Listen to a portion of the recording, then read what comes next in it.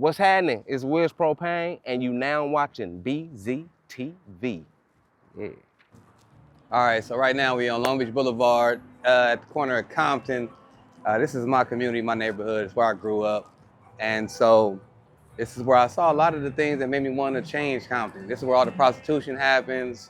This is where we had the street takeovers.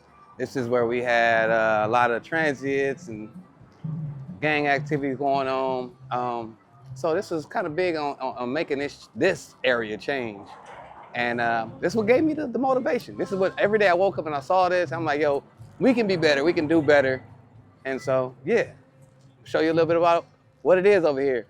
This is where we had the street takeovers at, on this intersection.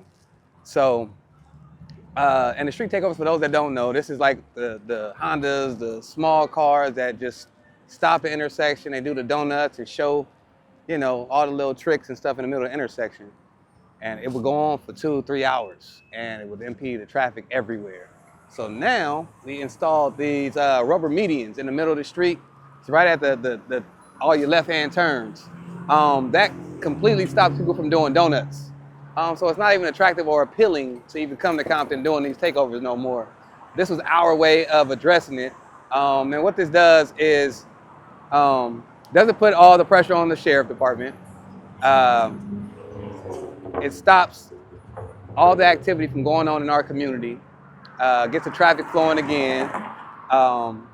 Also, it saves the businesses around here, because during the street takeovers, a lot of that was because for them to rob the liquor stores, the gas stations, the furniture stores all around in the area. So it almost had nothing to do with the actual cars and the Sideshow itself. It was more about breaking into AutoZone, snatching what you can out of Rite Aid. And police couldn't get there because all the streets are already blocked off. So putting these in the middle of the streets is not just an ugly deterrent, it actually helps residents and businesses alike right here in Compton.